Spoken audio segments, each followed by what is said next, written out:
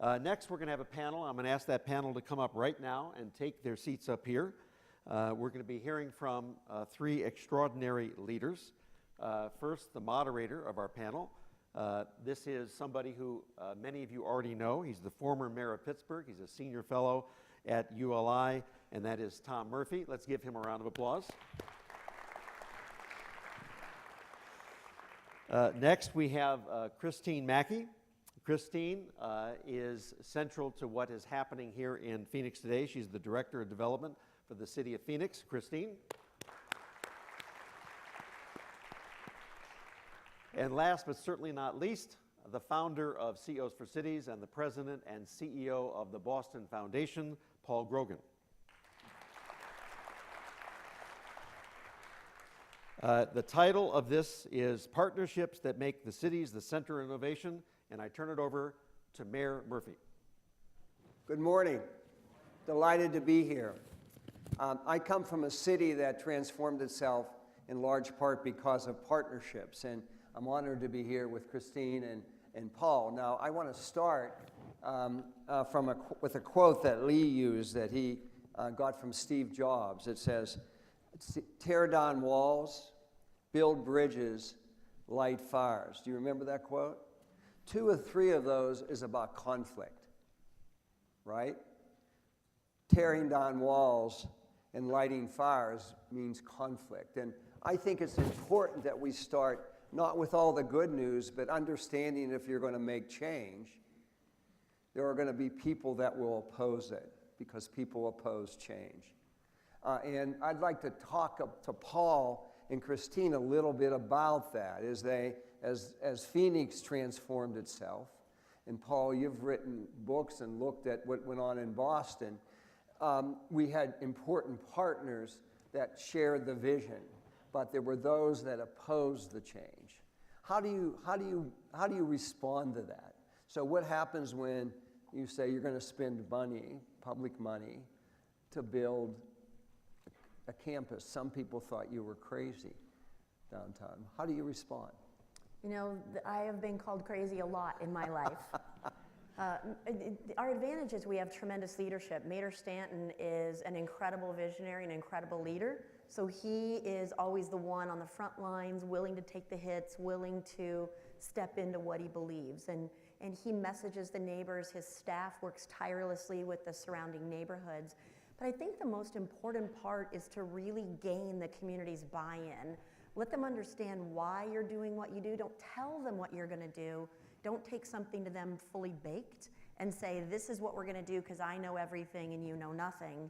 It is really inviting them into the process, saying, this is what we're trying to change. We're trying to go from here to here, and here's how we get here. And we're going to have to spend some money to do it, or we can continue on like we have in a boom or bust economy, or we can create a sustainable economy so your kids don't have to leave Phoenix to get good jobs. Your grandkids aren't going to be raised in San Francisco and Boston.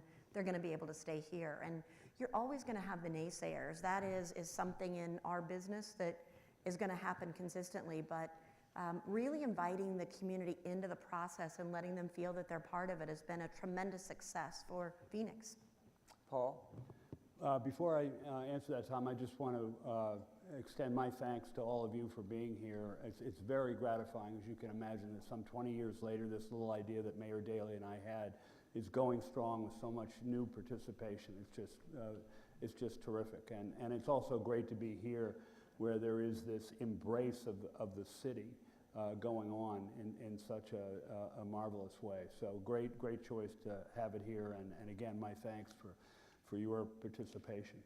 I think the answer, Tom, to the question about conflict, first of all, the acknowledgement you made that there will be conflict is very, very important. This is something that's difficult for the foundation world to deal with. Everything's great. We're going to support this. We're going to support that. But when it comes to real change, try to think of an important progressive change that happened in the history of our country that was not accompanied by conflict. You can't come up with it. And sometimes severe conflict, death-causing conflict, was required, as in the civil rights movement, for instance. So getting the community to accept that is going to be the case, It has to be managed, moderated. We have to find our way to a result. That acknowledgement of conflict, I think, is a key. And the other piece of it is, and foundations can play a great role here, is to try to create a healthy civic realm in which there's not only broad participation, Christine says, but where the facts are in evidence. And as a community foundation, we've developed kind of a think tank. We commission a great deal of research. We hold very well-attended forums at our headquarters in Boston to discuss the latest challenges, research. We cultivate very actively the press, whereas many foundations don't want to be in the papers, don't want to be known. Creating visibility and a common vocabulary so that the community can define the challenges and opportunities it faces and then act on them is going to be a direct result of whether you forge that kind of a civic realm. So I'm an old Saul Alinsky community organizer, okay? And Saul Alinsky, all of you, for those of you too young to remember Saul Alinsky, you should read a book. It's probably out of print, but you might be able to find it, called Rules for Radicals. How many of you have ever read it? You're giving away your age, but it's worth reading. Because it's about how people with little power try to change the system, is what it's about. And I think that's part of the challenge that we have today, is that we are seeing cities with remarkable success. And at the same time, we see parts of that city that aren't sharing that success. And so where's the intentionality in all that, of making choices that bring people into the success that we're beginning to see in cities?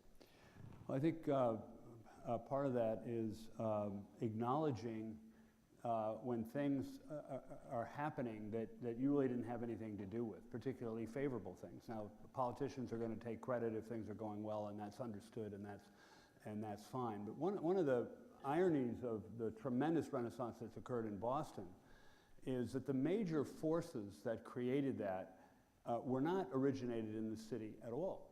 And just to give a couple examples, immigration. We are living through the second most open period of immigration, even with the stuff that's going on in our history.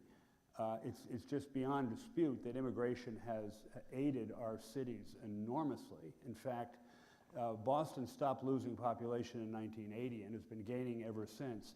The entire increment of added population can be attributed to not just immigration, to Latino immigration all by itself. So without that immigration, there's no Boston Renaissance. Our colleges and universities inspiring a lot of emulation around the country, including here. Well, we've always had them. They've always been among the most important education and health institutions in the world: Harvard, MIT, Mass General Hospital. But we've always had those institutions, and Boston was in free fall economically in the 60s and 70s, despite having those incredible assets that we had built. So what happened?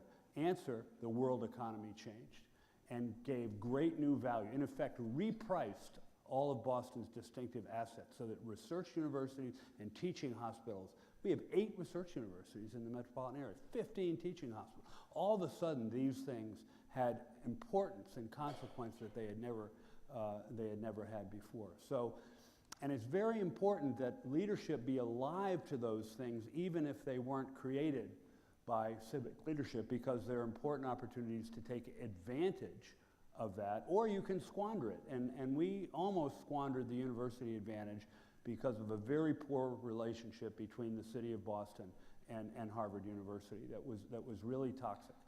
And that had to be fixed, and it was when folks realized the really fundamental alignment of interests that existed, and that hospitals and universities, in contrast to major corporations, were not going to be moving anytime soon. So they were the grounded economic assets that we really had to work more closely with and understand.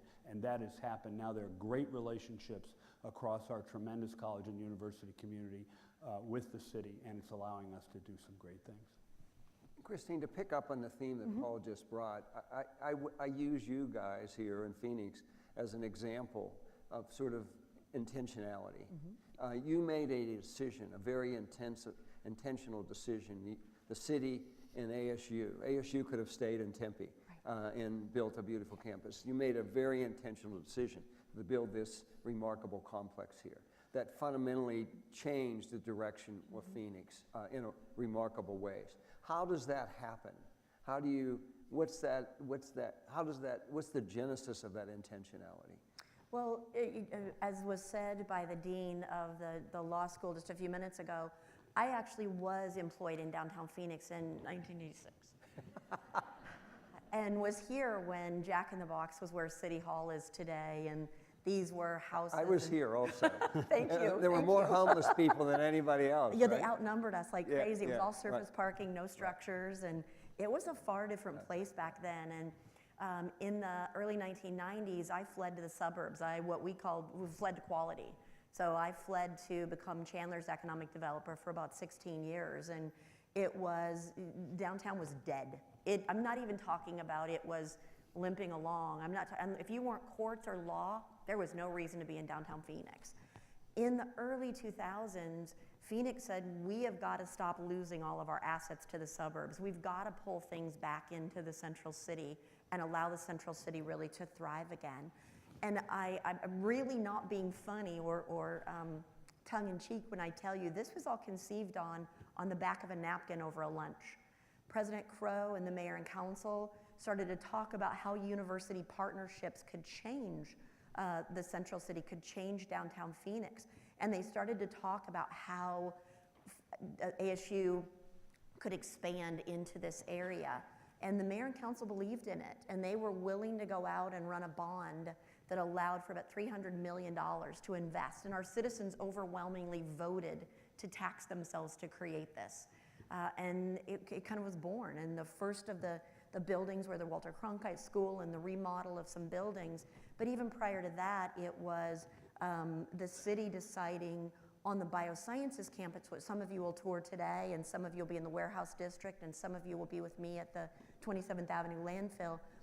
The leaders of Phoenix You need to change that name. 27th Avenue landfill? Yeah. Risen. Is that much better? The resource innovation.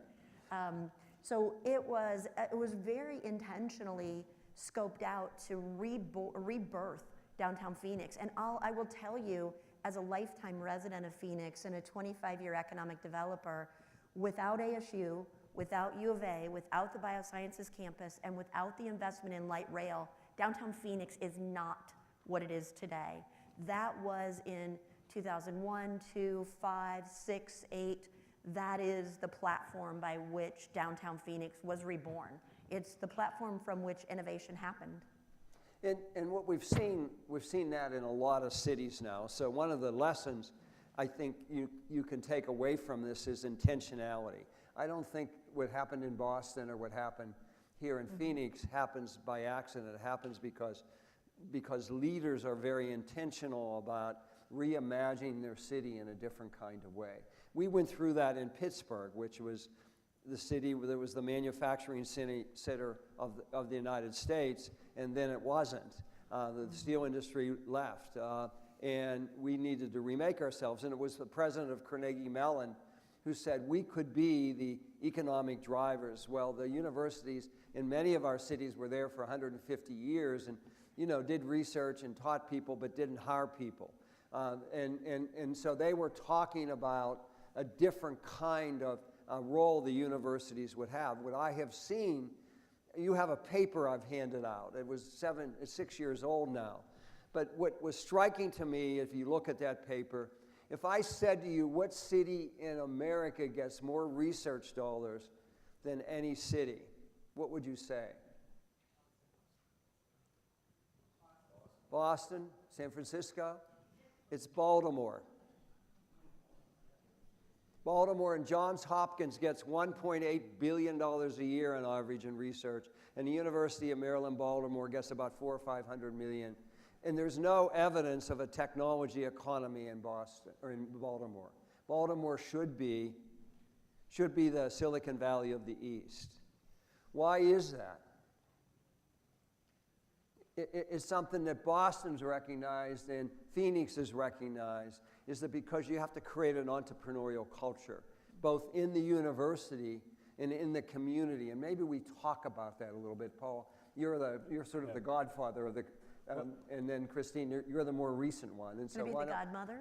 why don't we talk about Well, it's sort really- of that entrepreneurial culture that gets created in the university and then in the community that grows these companies? Yeah, it really is a mindset change, and there was such insularity in Boston of the higher ed community and the city, and I got involved to resolve this dispute I referred to between Harvard and the city that arose from Harvard having secretly acquired land in Boston, and the mayor knew nothing about it. This story got broken in the papers. The mayor was enraged, and it took an already bad relationship down.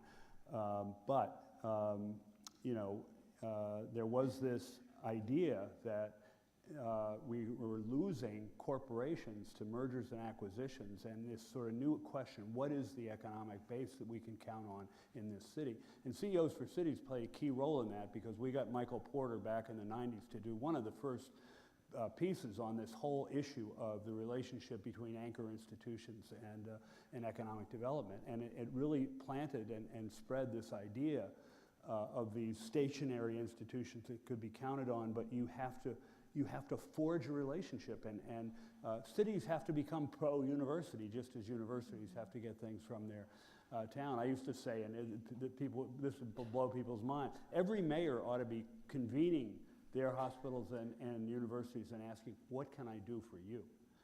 Instead of, oh, these institutions are tax exempt, their rowdy students are causing problems in this neighborhood. That's all you heard about. Up until the mid-90s. That's what the discussion was about universities. So that mindset change just unleashed a torrent of good things, but you have to have that first.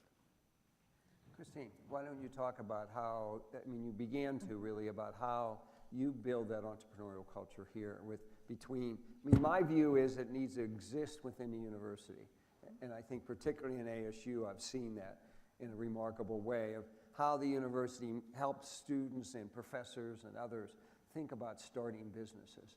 And then the community steps in about how do you make available the kind of entrepreneurial culture, the venture capital availability, the space availability that nurtures those startup companies to grow here. How does that happen? How did you invent it, really? Right. Because it didn't exist. It did not. It did not. So Phoenix has been a place where a lot of prime companies have been for a long time. We go back to the 40s and 50s and 60s, and a lot of aerospace companies, a lot of semiconductor electronics companies. Motorola was here, Intel is here, Honeywell is here. The list goes on and on of these significant primes that are here. But what we were finding was people that had an idea wouldn't stay here. And we also found that we were the second highest level of net exporter of jobs to Silicon Valley, and by people to Silicon Valley. So Texas is number one of graduates that go to Silicon Valley to work, and Arizona's number two. So we have great graduates, really smart people with really smart ideas who are leaving, who were deciding they had to go someplace else, that brain drain that we all experience in our communities. And in about 2007, 2008, the universities in the city got together and said, we got to stop this from happening. We've got really smart people that are here. Motorola had kind of imploded on itself and had become a shell of its former self. But all 22,000 employees were here in some way, shape, or form. Every business retention expansion visit you would go on, they would start off, if it was a tech company, they would start off with, well, I used to be with Motorola. So we started to see this thing that was out there of all these really smart people with really smart ideas here in Phoenix, and decided to kind of put four corners on it and start to grow our own companies, really to revert back to the 40s and 50s when Arizona grew its own companies. It was a leader in innovation early in the 19th century. So in partnering with ASU and University of Arizona and NAU and our community colleges, helped to say, how do we keep them here? How do we create the space that they need to thrive? So about a dozen incubators were created around the metropolitan area and really played well off of each other. We created the Arizona Incubator Association, where we were using best practices, where we each didn't have to have a particular microscope or a -80 freezer or particular fume hoods. We could share those resources. They were posted online, and if a company needed one thing or another, we could help that way. The universities played such an incredible role Universities might have $1 million piece of equipment, a $2 million piece of equipment. People don't know they're there. But I could pick up the phone for a small company and make a call to Duke, or to make a call to the Center for Innovation, or to the dean of the medical school to say, this company needs to use this for an hour. Are you willing to let them in to use it? Not only were they willing to let them in to use it, but then they were willing to take that company in and nurture it and help it move forward and mentor it, and it became really connected, and this really sticky fabric of an ecosystem here in Phoenix where lines were gone. We didn't know where the company began, where the university began, where the city began. They all really kind of started to blur together. You know, a perfect example is a young startup company called Neolite. Neolite is some ASU engineers who came up with an idea that they would be able to take an incubator, which is an incredibly expensive piece of equipment, a very large piece of equipment, and they came up with a concept to use LED lights. And if you think about taking your pet to the vet to be weighed, your cat, it's a little white plastic piece of thing about this big.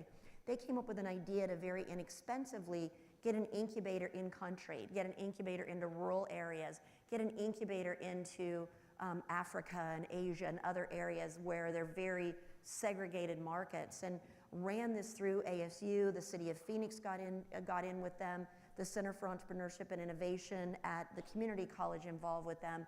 We all kind of got behind them, and this is just one anecdotal story of dozens and dozens. We all kind of got behind them to raise them up. And this year they won Steve Case's Rise of the Rest, a $100,000 award. They're now a Flynn Scholar. They're working on commercializing, and they are our chief cheerleaders in entrepreneurship here in this market. But those anecdotal stories start to bring others in. We've brought in Galvanize, we've brought in the department. Cahoots is growing like crazy. These are all private sector incubators that are really rising up. Galvanize has only been here since February of 16, and they have 104 companies that are already within that environment. People always say in Arizona, and I still get this today, I've gotten it my entire career, well, you don't have venture capital here. You know, we've got to go to Silicon Valley, we've got to go to Boston. You don't have venture capital. I would argue, and we're proving it, that if you're a good idea and a good company, capital will find you. It is not agnostic to where it invests. And that's happening, as Mayor Stanton talked to, you're seeing huge amounts of capital investment coming into Phoenix where it never was before. So let's talk about Paul, who has, Boston gets the second largest amount of venture capital investment.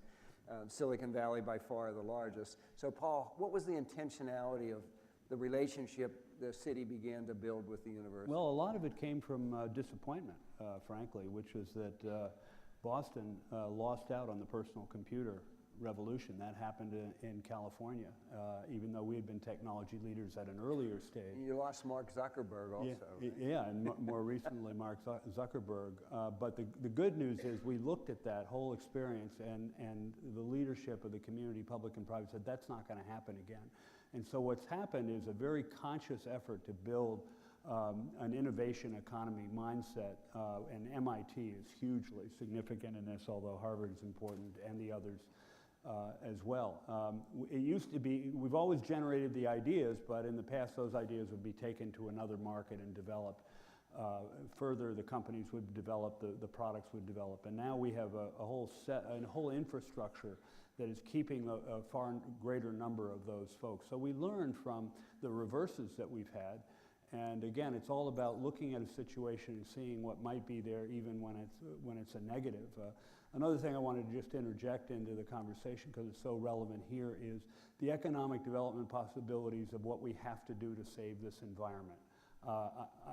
I've never lived here, but I got to believe there's enormous experimentation and innovation going on here, in a lot of things related to the sustainability of it and so forth. And we've come to believe that environmentalism is economic development in Boston. And the most dramatic example of that is the Boston Harbor, which was a cesspool that was finally cleaned up beginning in the 80s, not because of any political leadership, but because environmental advocacy groups, by the way, backed by the Boston Foundation, advocated and eventually sued to get that harbor cleaned up, and it was cleaned up.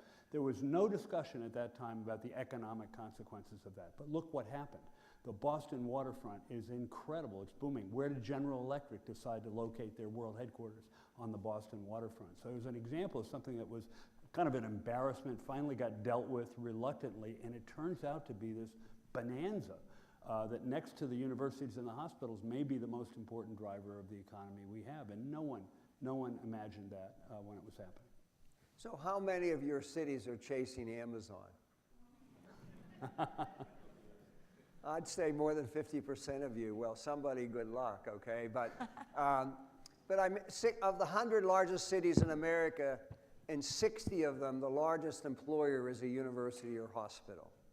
So the conversation we're having is relevant to virtually all of you, and it is really the distinction, not to say that you don't do both, but the distinction is a real intentional focus on a homegrown economy, of not using all your resources to chase Amazon or to chase some other company to locate to your city, but to think much more intentionally about how you do a homegrown economy, of how do you focus on your assets, the hospital, the universities, other assets you might have. You might have a private research laboratory, and how do you build off of that? And let's dig into the weeds a little bit about the kind of infrastructure that's necessary for that to happen. You mentioned venture capital. You mentioned incubators, and what's the structure? So I believe in the institution itself. They need to be willing to want to do this. In Boston or in Baltimore is an example of where the universities have and the hospitals have not traditionally been very open to wanting to create new jobs, new companies. Here you have that with your university, and often you didn't have it in Boston, and now you do. So what's the structure the community begins to build if you have a university or hospital wanting to partner? You know, we are, as you stated, of the 60 of the largest cities, the university or hospitals, they're largest. Ours is a hospital. Banner Health is our largest private sector employer in the city of Medical Phoenix. school and research institution? It is. It's a partnership with University of Arizona's Medical School, Okay. and then you have Banner University Medical Center, which is just about 2 miles up the street from them, a huge employer and a great cross-relational ecosystem. That's only existed for less than 5 years. It's not like it was a long grown like you see in other markets. Very intentional in creating these relationships. But it has to start with an idea. It has to start with people getting together and saying they're not willing to take status quo or mediocre anymore. It's the mayor, it's economic development, it's council members, it's those 4 pillars that were talked about at the beginning, saying we're going to put everybody together and figure out how we get ourselves out of home building as our primary and growth as our primary economic development driver. What are we going to do to make it so that we call it the lost decade here in Arizona, because other than Florida, there was nobody hit worse than Arizona was during the recession. I learned to play solitaire real well in the recession. This is 2 years of solitaire. 2 years of solitaire, 2 years of solitaire. So getting people together when it's really bad, when it's really good, people aren't willing to get together to say, how do we make it better? When it's really bad, as Paul said, disappointment built us here. In Arizona, we all got together and said, this was in the bust of the 90s, and said, how do we never let this happen again? Then we did it again because we let it happen again. We did it again in 2009, 2010, when you see this big difference happening. But it's getting the right people in the room, and not people who are, I don't know about all of you, but I have so many meetings that I have a meeting and you walk out and you say, that was a great meeting, and nothing ever happens. Later you say, oh, this feels like a deja vu meeting. We had that meeting before and said we were going to make a difference. So pulling the people together that are going to actually put their money and their time where their mouth is, and bringing the right people together to say, what's the infrastructure that we have to do this? Let me give you an example of a disappointment in Phoenix that started the biosciences entrepreneurship revolution in Phoenix. In the 90s, the city of Phoenix, immediately to the east of where we're sitting today, assembled 30 acres to put the Cardinals football stadium here in downtown Phoenix. It was going to be Chase Field, the Coyotes, the Suns, and the Cardinals all in this central area. You then have a constant economy that's driving the restaurants and retails and hotel nights, because some game is always playing. Our sister city, Glendale, put together a better package than we did. And Cardinals went to the far West Valley into Glendale. And we were left with 30 acres that we, and quite frankly, had done eminent domain on some of it to get it all together in the 90s to get it where we needed it. And everybody went, oh, what the heck do we do now? And about that time, Dr. Jeff Trent had just decoded the genome at NIH. Today, DNA, really common thing. We talk about personalized medicine like it's been around for decades. It has, but he had just decoded the genome in 2001, 2002. The city of Phoenix decided they were going to build their biosciences campus. They were going to take the 30 acres, turn it into a biosciences campus. The Flynn Foundation, Piper, everybody had helped get this biosciences roadmap put together of how we could change the economy from the RTC days that had happened in the 80s and 90s. Trent came here, City of Phoenix built a building for him. The rest is history. Everybody followed him. Everybody did. Campus is about half built out. 9,200 jobs are supported by the campus, 1.3 billion in economic impact, not 8 games for the Cardinals, and I mean no disrespect, I love our Cardinals, but give me those 9,200 jobs on biosciences every day.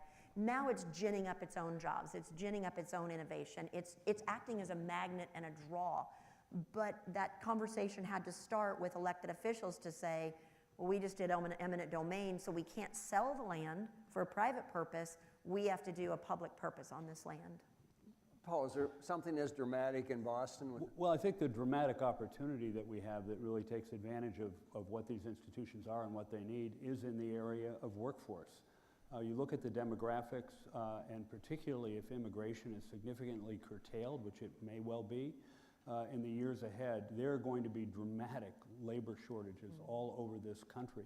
We're going to hear from Richard Florida tomorrow about his worries about some of the problems that are occurring in the hot cities like Boston and Phoenix, where jobs are being created, but income gaps are unacceptably wide. But we have not been very good at workforce in the United States. Europe does it much better, but we can fix this with homegrown public-private partnerships that really enlist the private sector that's creating the jobs, the hospitals and universities, and builds those structures so that people can get the internships, get the training they need, and get the full-time job. We've just got to do dramatically better on workforce, and I think those institutions are the place to start. So when we're talking about intentionality and the kind of changes we've seen, one of the undergirth of all that is leadership, of how does it happen. And looking around, who's from Cincinnati? So I think it's the best example of private leadership in the country. Are all you aware of 3CDC? If you're not, let me just quickly, in Cincinnati was losing its downtown, home to Procter & Gamble, Kroger's, and other large companies. And also right up against downtown Cincinnati is a neighborhood called Over the Rhine, which has been described as the worst neighborhood in America. It was incredibly incredible architecture, but really in bad shape. In the business community, because the city was not moving forward, created a private redevelopment agency called 3CDC. They went to the city, and to the city's credit, the city wasn't threatened by it, but partnered with the city. And the business community raised $50 million to put in a revolving grant loan fund, not grants. And they hired a guy named Steve Leeper. And Steve, over the course of the last 8 to 10 years, has leveraged that $50 million into about $1.5 billion of development, transforming Over the Rhine into really a remarkable neighborhood. When he first went there, he had to buy 700 vacant lots and 500 vacant buildings. And he's built 3 homeless shelters. He's done a lot of mixed income housing. So not to suggest he completely gentrified the area. A lot of market rate housing has gone in there. It's an example of private leadership. I can point to cities. More commonly, you can look at public leadership. And too often, cities say the mayor needs to do something, and the mayor might not be the leader they need, and then nothing happens. And so I think it's an important piece of the conversation to understand that leadership can come from numbers of places. It can come from a foundation, it can come from a nonprofit, it can come from the business community. But for any of this intentionality stuff we're talking about to happen, somebody needs to lead. And I think that's important. Paul, maybe you want to talk a little bit about where some of that leadership came. Yeah, that is just very, very important, having what I think of as political or public affairs skills among the people who are putting these partnerships together, and particularly where it involves elected officials. As I said earlier, many foundations don't want to get anywhere close to politics, but you're marginalizing yourself when you do that, because the public sector is critical to all the problems we want to deal with. And so there has to be a level of sophistication, for instance, among your business and community leaders to understand that elected officials have different dynamics to deal with, and to be sympathetic with those as opposed to indifferent or negative. So it's that sort of sophistication about what's driving each institution that's at the table, what are their needs, and creating an environment in which there's an acknowledgement that different institutions have different needs, but it's still possible to move forward. And that, and we're very, very fortunate in Massachusetts now. We have a Republican governor and a Democratic mayor who have a great relationship across the board, and what that permits is amazing. The other thing I want to mention on this subject is the absence of corruption is a huge plus for cities trying to attract business. And here again, it's an area where we've been very fortunate. We haven't had any significant municipal corruption since the 1940s. A lot of cities couldn't say that. But here again, the civic realm has to discipline that, has to insist on standards, and insist on standards for a high quality of basic services. Thinking about coming into a community, those companies look at that very, very closely. Is this an environment where they can count on the public sector at least performing its kind of basic blocking and tackling functions without corruption? Put you on the spot. Sure. In your hometown. Where does the leadership come from kind of the remarkable transformation we've seen? Is it public, private, university, or is it a combination? I think it's a combination. So in the 80s and 90s, when the Suns Arena was built and when Chase Field was built, you had the Phoenix 40. It was private sector, it was private individuals who got together and said, we're going to change the economy. They got things done, they got things changed. As you moved into the 2000s, it became public leadership for the most part. It really is our elected officials who are saying, we're not willing to take status quo anymore. We are going to be change agents. We're going to make a difference. So in the 80s and 90s, definitely private sector, and still private sector today. And then I would say certainly President Crow. President Crow is a force of nature. There isn't anything that man wants or decides he should go for that he doesn't get. And so, between our university leadership and our public leadership now, they have a way to convene private sector and bring them into the conversation and get them all to really move forward together. So Pittsburgh is an example of a city that was failing. We had to think about what we were going to become when the steel industry changed, and there was some remarkable kind of things that happened. If you've been to Pittsburgh, we have a cultural trust district. So the cultural trust district is in an area of the city that was our red light district. So 25 years ago, there was 22 massage parlors and strip joints within this 3-block by 7-block area. And the city was managing it, and Howard Hines of the Hines Endowment envisioned it becoming a cultural district.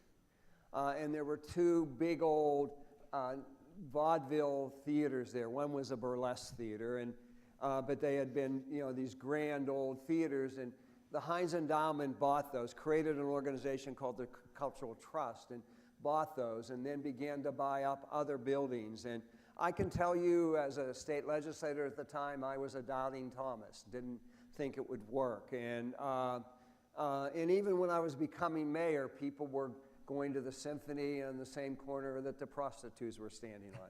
It was quite a visual thing. And so today there's one strip joint, and maybe every city ought to have one strip joint, right?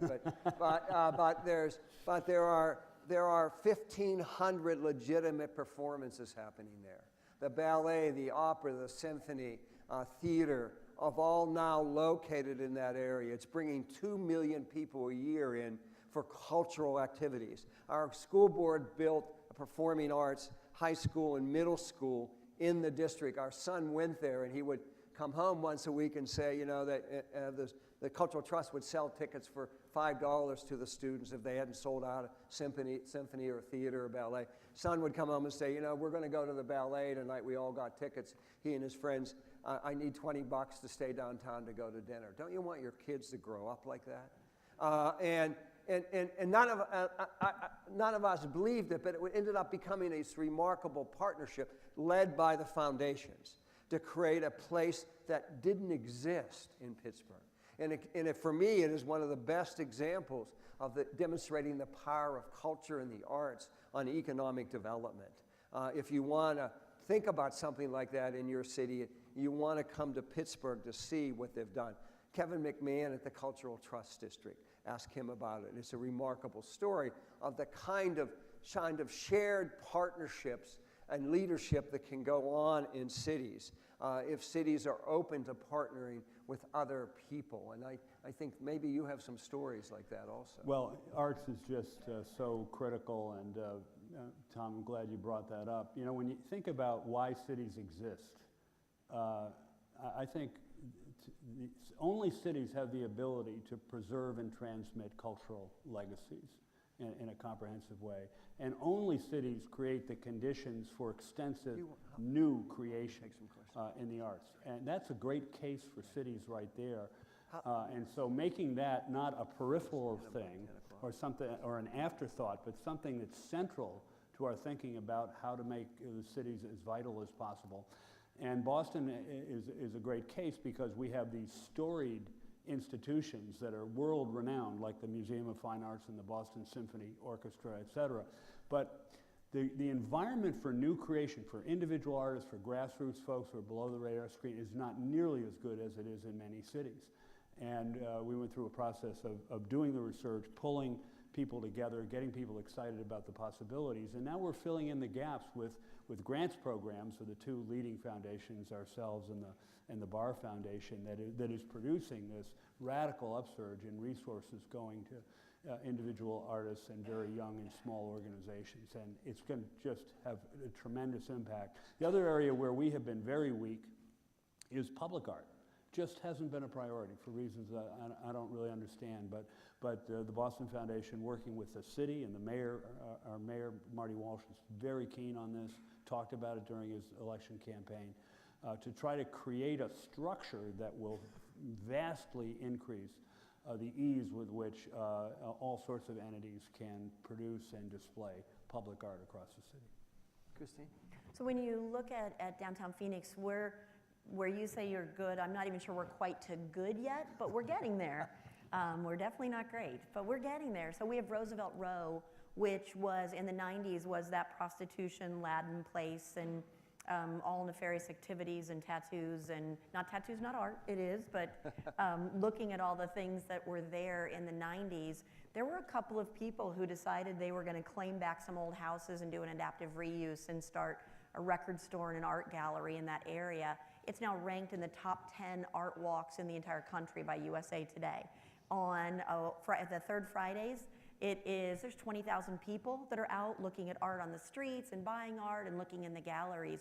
In the 80s, the city was desperate to rebirth downtown. This is pre-partnership with ASU and what ended up happening here. And the city invested in the Herberger Theater.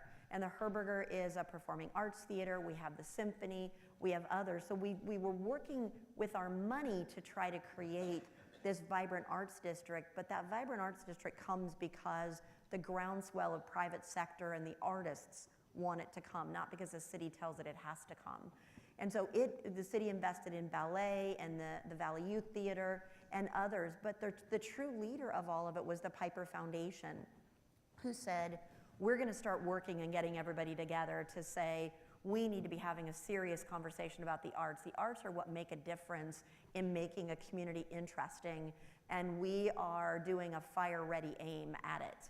And Piper kind of brought everybody together and said, how are we going to really think about this and It's a whole different place today. The city, the universities, the foundations, private sector artists, others are really working together to move us at least to good, and then we'll all work to great. We do have a 1% public art with all of your building permits that come through in certain districts across Phoenix, where we can put public art out for our citizens to see it and experience it, kids to interact with it, and things to happen.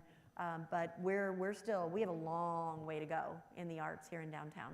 So we've talked about jobs and place. They're the two important things that every mayor needs to wake up every morning thinking about. Jobs, how do we diversify our economy, and how do we make a great place? And what that leads to is cities reimagining themselves. Every city in the world needs to reimagine themselves. Because I'm going to tell you a quick story and then we'll go to questions. How many of you have ever heard of Horatio Nelson Jackson?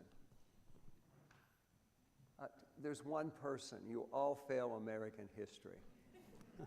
I'm going to tell you a quick story. Horatio Nelson Jackson was a doctor from Vermont, and he was in California and San Francisco at a medical convention. And he was out to dinner with a group of other doctors, and they were debating the impact of the automobile in American society. And all those doctors, as smart as they were, thought it was a toy for the rich. It was not going to have much impact. There was no infrastructure to speak of. And he bet them all $50 he could drive across the United States in 90 days. And they all laughed and took the bet. And the very next day, Horatio bought his first car and convinced the young mechanic, Sewall Crocker, to go with him. They bought a dog named Bud for whatever reasons that day. And the very next day, with no plans, no maps, they're driving across the country. It was 1903. And in 1903, there were 8,000 cars in America, 150 miles of paved road, and no highway department in any state. 63 days later, Horatio, Sewall, and Bud drove down Fifth Avenue in New York City. They were the first people to drive across the United States. By 1923, there were 10 million cars in the United States, hundreds of thousands of miles of paved road, and a highway department in every state. In 1903, there were 55,000 harness makers in America who felt really good in their profession. And by 1923, there were 2,500. We're there now. We're near where Horatio Nelson Jackson was, looking at a city that is looking at a world that's completely getting redefined. And if you're feeling comfortable at where you are, you're going to get run over. You know, right now in Pittsburgh, there are 200 driverless cars on the street, Uber cars, that you can ride in. Are you ready for that? Are you thinking about what cities will look like 20 years from now when you think about the kind of technologies that are going to fundamentally redefine the city and how people will live and the choices they will make? And that's why you can never be comfortable. There's a sense of urgency about all of us who love cities that we need to have. And we need to be willing to fight for that because people are much more comfortable staying in the status quo. That's our challenge. And with that, let's go to some questions. Back here. You got your hand up first.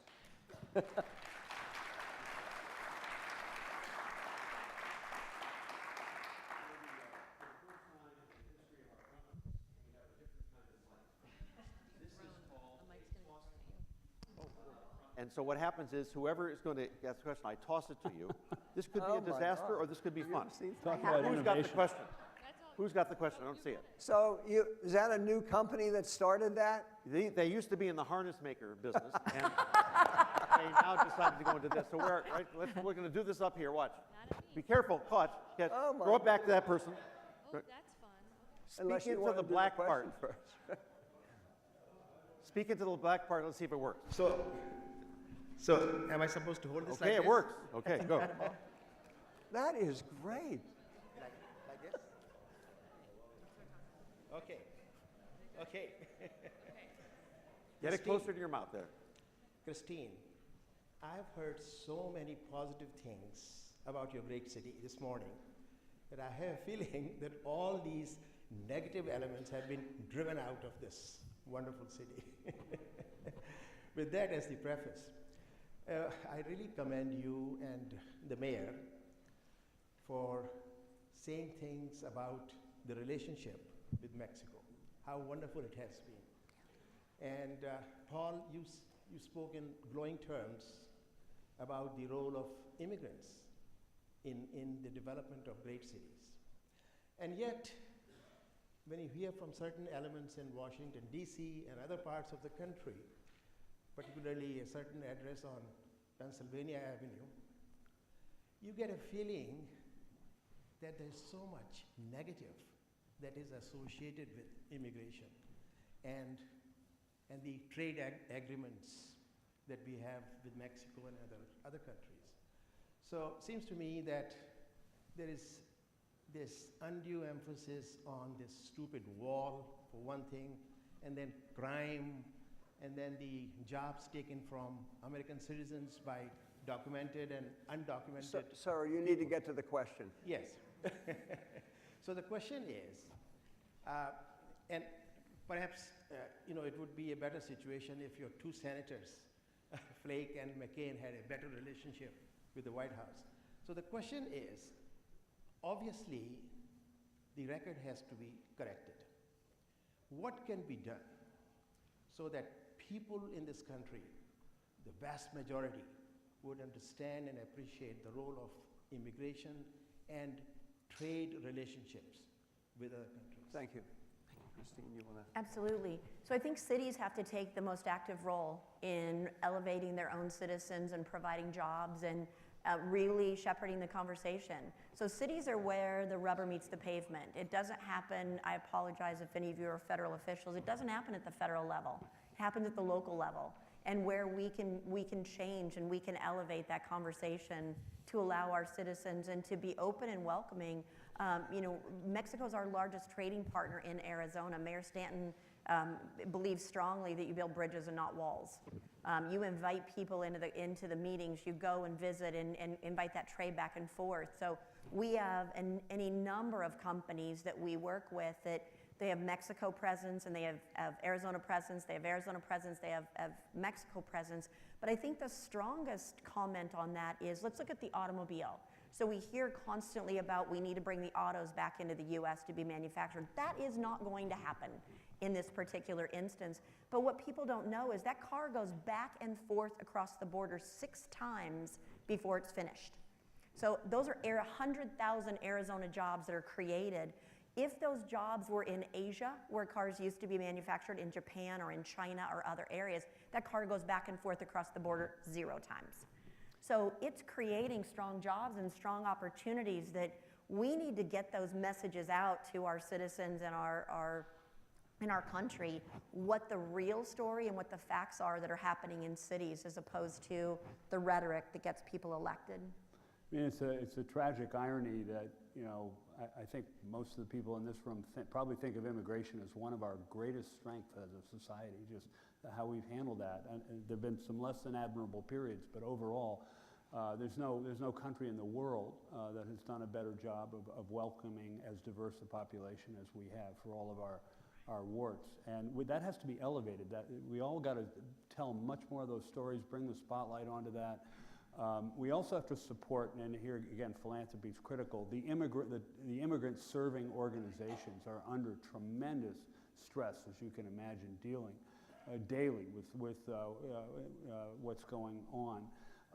And finally, though, and this is good news, is, as I said earlier, any curtailment of immigration is going to be extremely damaging to the economy of the United States, and some regions more than others. And we are particularly vulnerable in New England because of our low birth rate and a rapidly aging population.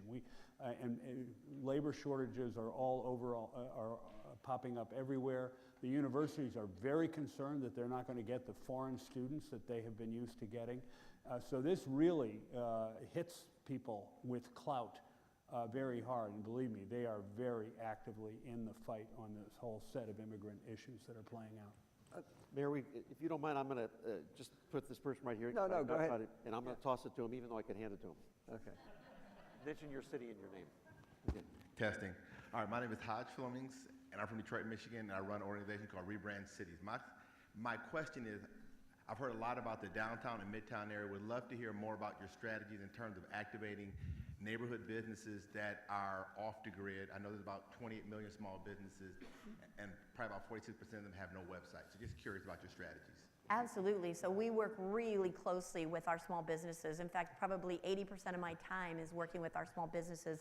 I have a neighborhood advocate group that goes out into the neighborhoods and meets with those small businesses and shares with them all the resources that we have to their benefit.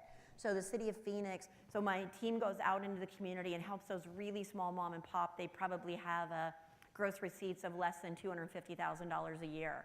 And they're going out and telling them they don't have a website. Are they conducting proper HR laws? Do they have any marketing? They've got a great product. How do they get it out into be sold? So we have, through our CDBG funds, our Community Development Block Grant funds, we've created a management technical assistance program that you can apply for. So we don't give you money to build your website. We don't give you money to go hire an attorney and get your questions answered. We hire skilled individuals for the year, and it's an RFP and an open contract every year. And you can apply, and then we fund those individuals, and you can then go for free advice, free direction, free help with those individuals. So we connect those small businesses with our universities and our community colleges. We go out into the neighborhood and say, what is it that you want to see that's here? It's what can we do to be helpful? But I think one of the single most important things we've done is our adaptive reuse program.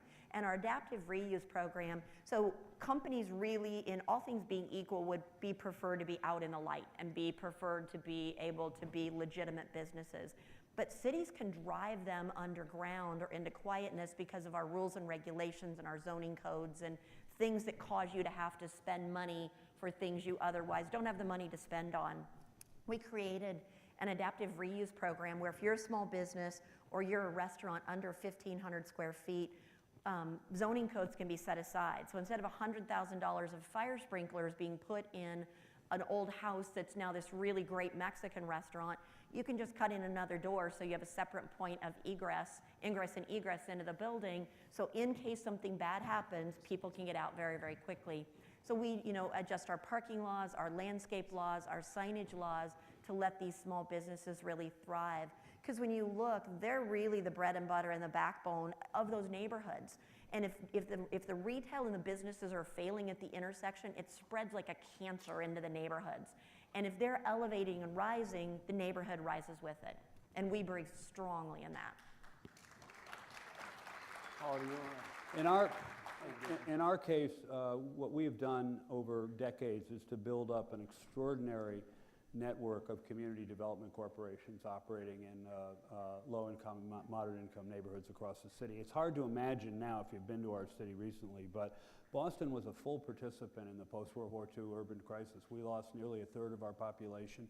Neighborhoods that are now very pricey were riddled with vacant and abandoned properties, and there was tremendous pessimism about those areas. But we helped form the first CDC in 1965, which was one of the first in the country, and went on to build a network of about 20. And these institutions have been incredibly resilient.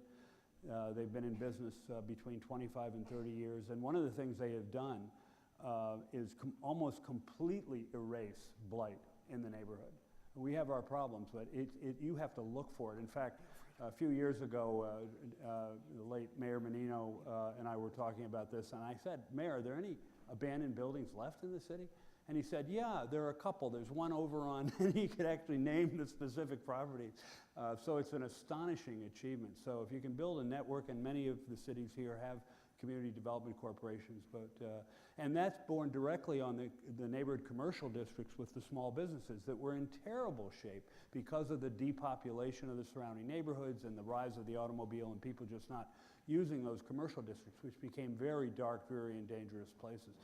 Mayor Menino put a tremendous emphasis on taking advantage of the housing boom to bring more business to neighborhood commercial districts. He brought the Main Streets program, the first city in America to convince the National Trust for Historic Preservation to try the Main Streets program. There are now 15 or 20 Main Streets programs throughout the city, and the neighborhood commercial districts, even in low-income neighborhoods, look terrific, and they're doing good business.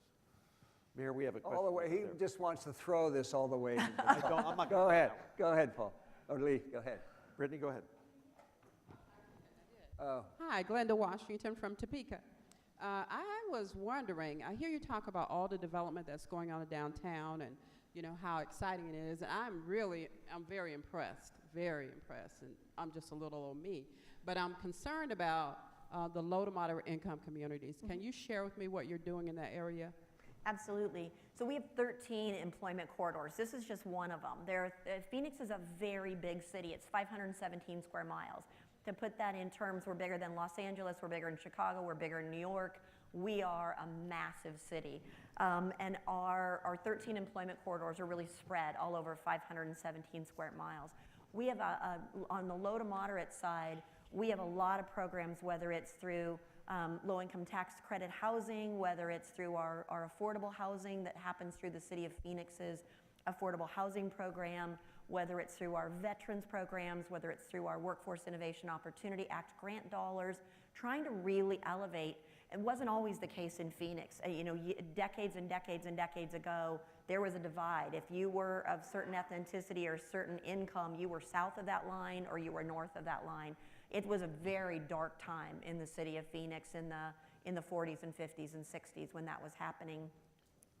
As we look at really making sure that all of our citizens have the same opportunity, our mayor and council spend a lot of time in our low to moderate areas asking them what they need. They're food deserts. These are households without any automobiles.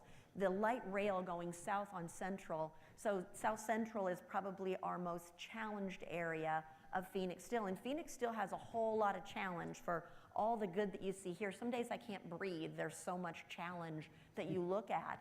But there's people willing to make a difference and people changing. So the South Central rail extension was not the next rail extension that was planned.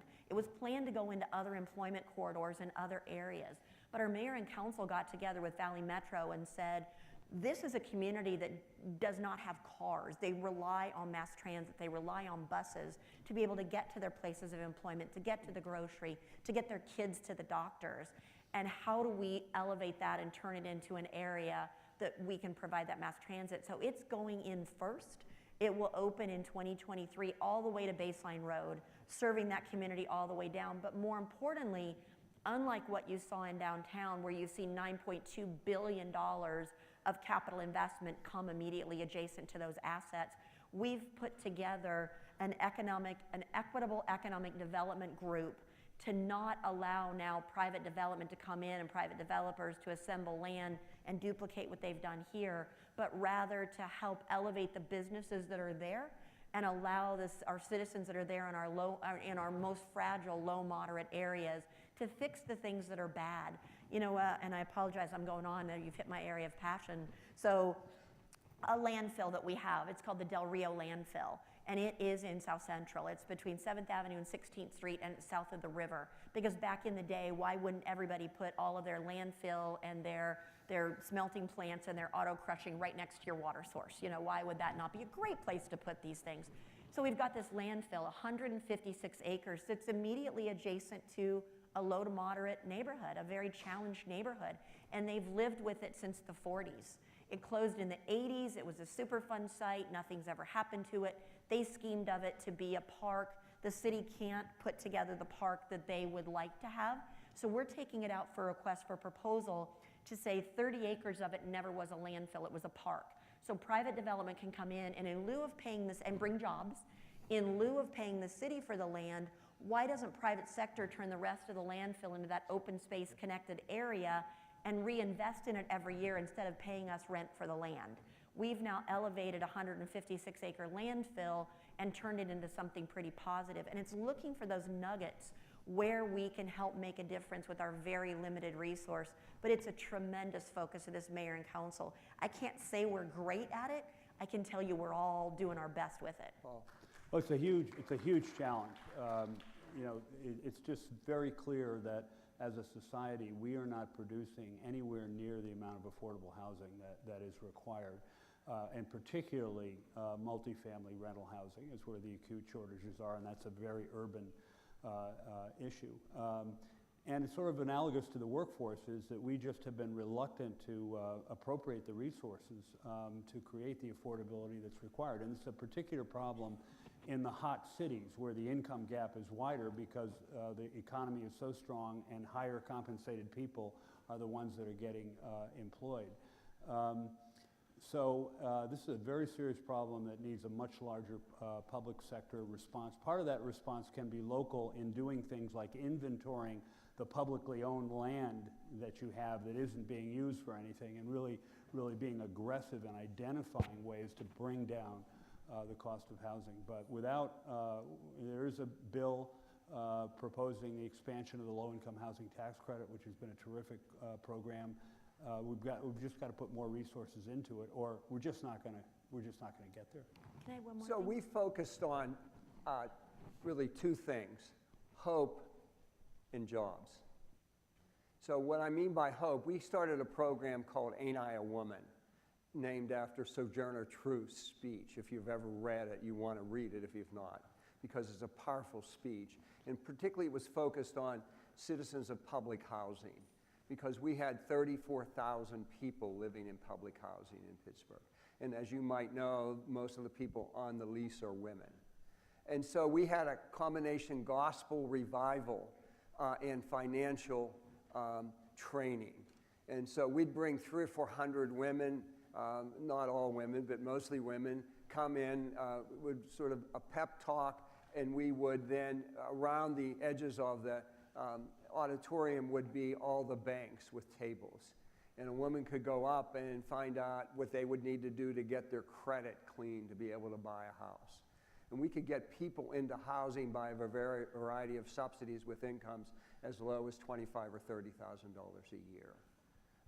And the second thing we did is that any company that was coming into Pittsburgh, we created a pipeline for jobs. So Home Depot opens up a store in the mid-90s. They did not have many urban stores in the middle of a pretty blighted neighborhood at the time, East Liberty. In Home Depot, we worked with them. We provided some subsidy that we would recruit people, train them, look at their backgrounds, and then refer them to Home Depot. Of the 300-some people working that store, 80% came from the surrounding neighborhood. PNC Bank, a large bank in Pittsburgh, was going to open up an operations center, 24-hour operation, 2,500 jobs, 24-hour operation, typically out in a suburban area. We convinced them to locate those jobs in the city. We built a transit stop for them and a parking garage, and we created a very clear pipeline from recruiting people predominantly in public housing, getting them training in the 2 years it took to build that. And so literally hundreds of people who had not worked for many, many years, maybe their whole lives, are now working at PNC Bank. And let me find this in one piece of a really important partner that we've not mentioned are the banks. And there's a program, federal program called the Community Reinvestment Act that gives you powerful tool to remind the banks that they need to be good partners. And if you don't know about that, you want to learn about it, because in everything you do, whether it's housing or neighborhood stores or jobs, the banks are in the middle of it. And they need to be there at the table. If you don't have them at the table, 1/3 of the equation is missing. So I want to remind you of that. And with that, one last question. Mayor, I think unfortunately we don't have time for one last question, but what we do have is time for a summary by each of you. Go ahead, Paul. Well, the subject of hope. I continue to think about the fact that I started in this work in city government in 1975, and Boston was a disaster, hemorrhaging people and jobs in the suburbs, widespread blight and abandonment, pervasive pessimism about the future. The mayor, Kevin White, and Jim Rouse couldn't get any local bank to finance Faneuil Hall Marketplace. That's where I started. And we've got problems today, but I would much rather have the problems we have today. And it shows that there's no such thing as permanent success or permanent failure for cities. And stunning change can occur in a very, very short time. Think of where Detroit was in the 60s, the wealthiest city in America on a per capita basis. Boston's in economic free fall. And the flip of that in the space of barely a generation. But that ought to give us hope. There is no permanent failure if we do the smart things that all of you have been talking about. So for me, I would say it's really the strong focus on entrepreneurship and innovation and how people all partner together, whether it's cities and universities, your hospitals, private sector. It's getting the innovative conversation at the table to make a difference to the city.